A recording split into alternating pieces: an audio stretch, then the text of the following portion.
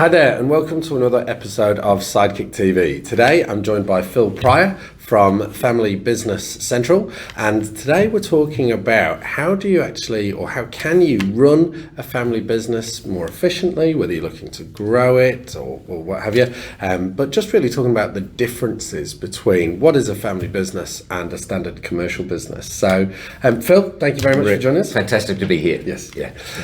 Phil, we'll kick straight into it. Look, the first question I've got really is, what do you see? What are the main differences you see between a typical commercial business, a typical SME, versus a typical family business?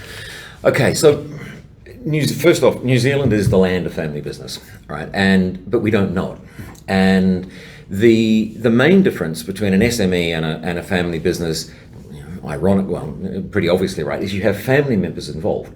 So the moment you've got family involved there, you have two lots of issues that you're dealing with. You're dealing with the business issues, how do you grow it, increase your productivity, your income, all that sort of thing. Everything that an SME is dealing with. And then you add the family dynamics onto that. And and we define a family business as, two or more family members, working together, that 100% owned by the family, right? So that actually covers a lot of family businesses. And so the moment you get the business and then the family involved, you've got twice as many dynamics. Because what we find, whether this is a family farm or whether it's a business, there's massive identification by the family with the business. And so they're involved, they've heard it being talked about around the dinner table for years and years. And so you actually have to take both of those issues into account. So actually it makes it more complex. Interesting, but more complex. Yeah, fantastic. And that's it. I suppose that's a clear distinction, isn't it? That you don't have employees generally that you've had sat around the dinner table for the last 20 years. Exactly right. And so we constantly talk about which hat are you wearing? Because in a family business, you could be mum, you could be dad, you can be the director, you can be the shareholder, you can be the manager, you could be the daughter, the son, the CEO. So which conversation are you having? And, are you in a director's meeting right now? And exactly the same people in the director's meeting might be sitting around the dinner table later that night. And so it can get very confusing because sometimes you wonder, well, what conversation are we having here? Or the other one is you never stop talking about the business and you never actually get a chance to just be mum, dad, and the kids. Yeah. And so these distinctions are really important. And so sometimes we'll say to people, select exactly where you have your board meeting and don't have any other meeting there. So the room is if you like, the context marker for this is where we have board meetings. These are the board discussions we have. Don't do everything around the kitchen table, which tends to happen.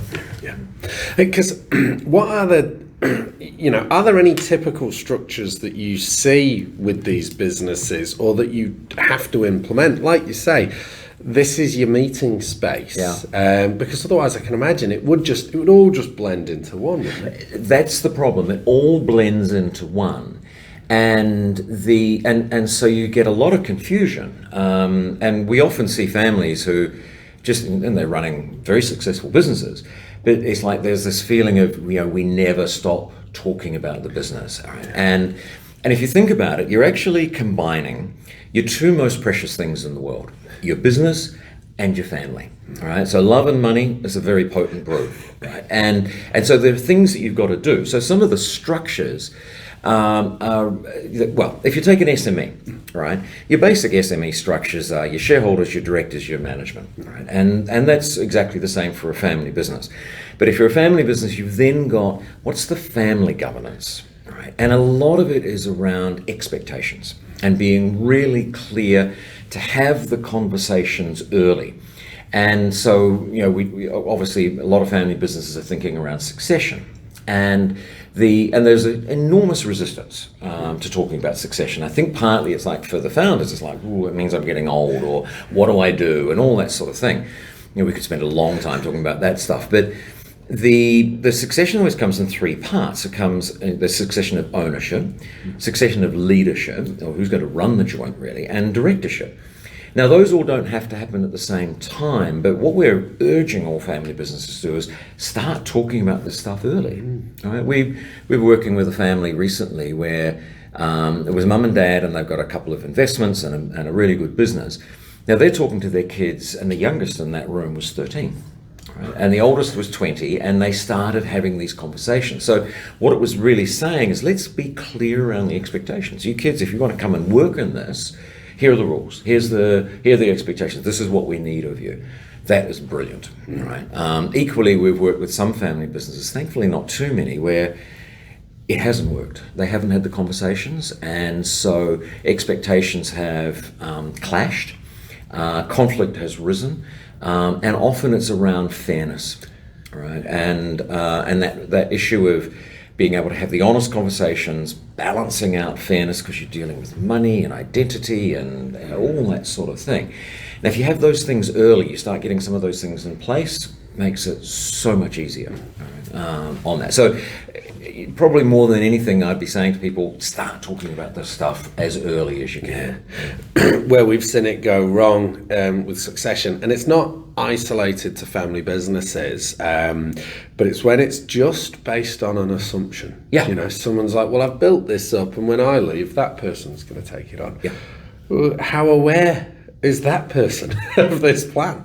Yeah, and you then just double or triple that effect when you have a family. I was in a family meeting recently, and the son had been running the business, and the daughter hadn't been that involved, and the other two weren't involved at all. And I asked the mum, I said, okay, so in your estate planning, how are you going to split up the shares?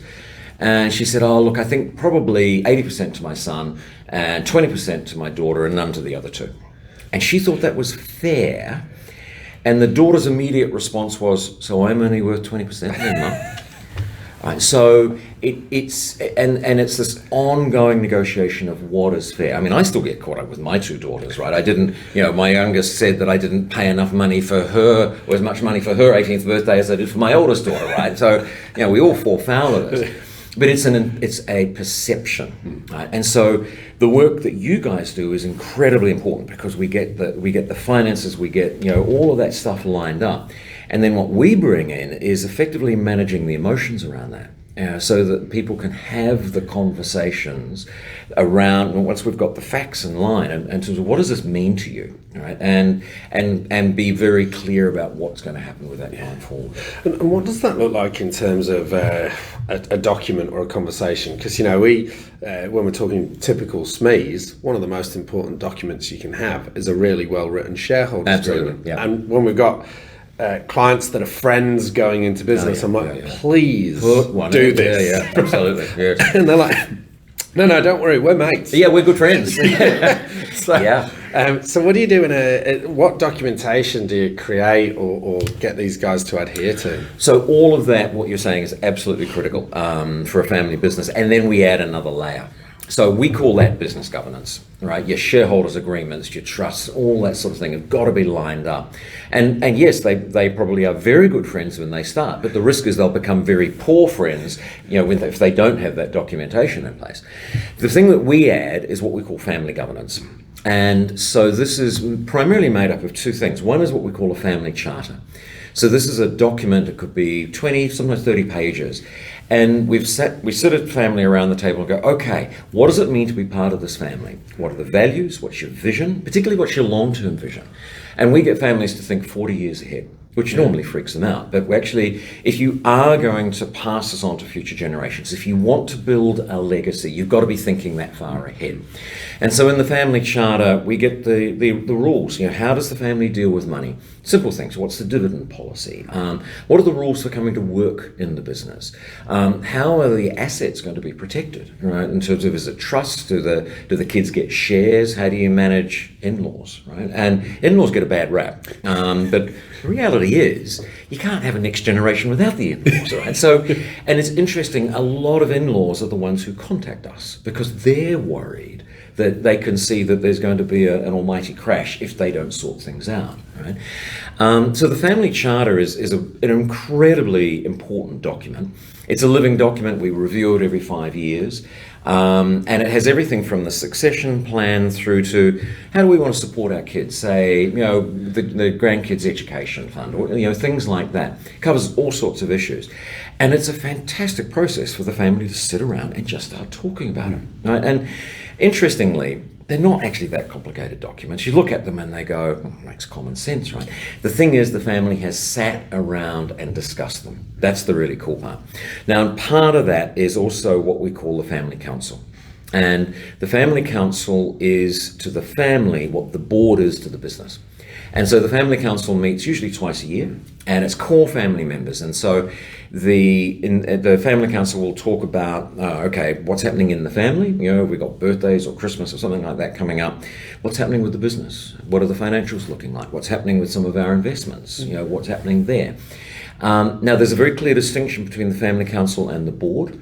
Even though majority of the people on the family council are on the board often, but it's being, again, which hat and which conversation are you having here? So the family council will give direction, the board will make decisions, because we don't want any sort of shadow directorship coming in or anything like that. But the family council is the one that's going, yeah, we want to head in that direction. Or someone's putting their hand up going, well, I'd like an opportunity to, see if I can get a position in the business. Or I've got a new business idea, that might, in fact, enable the whole business to grow. So there's all sorts of wonderful possibilities, but it just sets up this framework. And so that family governance of family charter and family council is really important to sort of work with and alongside the business governance that you talked about before. Yeah, perfect. And I would imagine it's like a lot of the things, say when I'm talking with my fellow shareholders, and you're going, oh, well, hang on, what do we do about this? Because there might be some area of conflict that we're thinking could be on the horizon. Yeah. And we've used it many times before, and it's just a simple, well, what does the shareholders agreement say? Absolutely. And we would then go, what are our values say? What does our family charter say? And because it's been thought through, and one of the key parts in the family charter is, how do we deal with conflict? Right? There's no way you can eliminate conflict, right? It's managing it, and it's making sure it doesn't, what we call, break the Christmas dinner rule, right? So that there's going to be arguments, right? There's just going to be, it's family, right? But we want it to be at a level where it can be managed, where it can be resolved, excuse me. And they can literally sit around at the table at the end of the year and celebrate, right? That's the important part. And if you've got this stuff written down, you're not relying on memories. Which is dreadful. I've got a family where they had meetings 15 years ago and nothing was written down, and the interpretations of what was discussed 15 years ago were just wildly different. Write it all down. And they're all anticipating to get their outcome from this meeting 15 years ago. Yes, exactly. Yeah. And so at one level, this is not rocket science, but it's get the stuff in place. So that family that, with the 13-year-old in, we got a family charter together, very basic, because there's a lot more things to be discussed later on, but they got the basics in place, right? It was a very quick process. They sorted. The longer you leave it, the harder that process is, right? And I know one family we've worked with. It's like if we'd started working with them 10 years ago, they would have been fine. Unfortunately, they're not. Yeah. And that's the disasters that we want to prevent. Because frankly, yes, they've lost some money, but actually the bigger price is they've lost the family. Yeah. That's the risk you run here. Yeah. And so we often describe our work as preventing future conflict. That's our job. Yeah. And as you talk about that, it's a great segue to kind of the last point of this, which is, we said we wanted to do this video because hopefully it'll be helpful to people that you may have found yourself accidentally in this situation of being in a family business. You'd said it could be, a typical scenario: chap starts a business. Yes. Wife typically then joins that business, usually to make it run a lot better. and also there's often the assumption you don't have to pay family initially. You just get the labour in for but then you said you might then draw in another family member, an in-law, a brother or sister, or you might have a child that then gets to the age of starts working in the business. So So to help businesses that have just found themselves in this situation, where should they start? What's some of the first 2 or 3 things they could be doing to help prevent future pain? Yeah, look, I think it is first realizing actually these are issues, these are risks, right? And it really is it's when you've got everybody there, it's starting to have the conversations, particularly around the expectations, as we were saying, right? And so gone are the days, frankly, where the oldest son always takes over the business. Right? We work on merit, and you're looking at, you start having conversations, and when you talk about succession, we talk about be your best generation. And so we think about, so the mum and dad who might have started this, right, and they've worked their guts out and they've taken all sorts of risks and sleepless nights and all that sort of thing. So we then go, well, starting to think for them, if you want to pass this on, then what is your next plan for you, right? Succession doesn't mean you're put out to pasture. That's the great worry. I've just lost my purpose. I've just lost my total purpose, my whole reason for getting up in the morning. Yeah. Right? We've had a 100-year-old still working in the business, right? And he'd passed his shares and a directorship on to his son, came in 2 days a week. He had a wonderful time, right? And he was magnificent. So it's a matter of what involvement do you want as mum and dad going forward? How do you create space for the next generation who want to come in? And also, how do we make sure that they've got the right skills? It's that merit thing again. You don't just come in because you're a family member. Right, it will wreck your business basically on that. So it's start to have some of those conversations. They're often seen as scary conversations. They're not. They're actually really good conversations. They're ones where you can see the kids going, "Wow, there's opportunities here I'd never thought of," and the parents are going, "Wow, we can do all sorts of things here. Right? We can still be involved if we want to." And what I say to them is, "Look. You've worked all these years. You cherry pick the things that you really love doing and go do them, right? And if that means you work, 1 day a week or a few days a month, great. Or if you want to be involved in some other area, great. Because the younger generation got to earn their stripes, right? And then there's a conversation in terms of being your best generation. What's the best generation? What's the best thing for that senior generation? What's the best thing for the next generation? And then having that conversation because they'll bring different ideas. The senior generation often worries that the younger generation don't really know and all that sort of thing. And the younger generation going, God, these guys can't even turn on a computer. Actually combine them together and there's fantastic stuff that comes out of that. Yeah. So it's more start having the conversation, start thinking about it. The fear that's often around that is never as bad as it actually is in reality. Yeah. Right? We tend to catastrophize, going, "Oh my God, they want to kick me out, or they're going to put me out."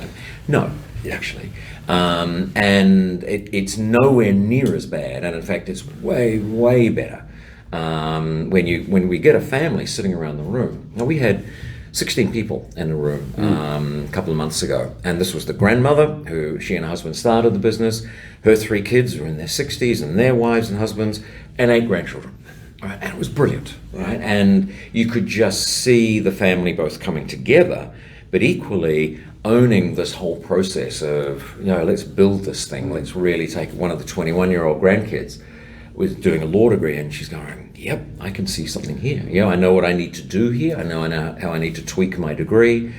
Wonderful. Right? Excellent. Yeah. It does very cool stuff. Yeah. Fantastic. And then and another couple of things that I'd reiterate that you've said today, which I just see all the time, especially my husband and wife clients' businesses, is that set the place for the meetings so it isn't at every other opportunity, just after you've put the kids to bed or just after you've done, actually have your work time but have your personal time as well. And write things down. But share the fact that you're writing them down. Don't just keep your own little notes and say, no, you said this. Exactly. Exactly. And so and it's not actually rocket science. It's just doing it and putting it into place. And again, that's that level of transparency. In a larger family, it's managing those issues of fairness, and some people feel like, well, I should be doing this. Well, okay, tell me why, and all that sort of thing. So, and that fairness thing is emotional. Worked with a farmer who it wasn't the older son, it was the younger son actually wanted to take the farm on. And, but Dad didn't have another $4 million worth of farm to give to his son, to give to his other 4 kids. So how do we manage that? And we found a really elegant way of doing that. So it's both that dealing with the numbers, that rational stuff, and dealing with the emotional, right? Because family is all about emotions, right? And every family will say, we won't let the business wreck our family, all right? Or a couple will say, we won't let the business wreck our relationship, all right? Now, you just can't leave that to luck.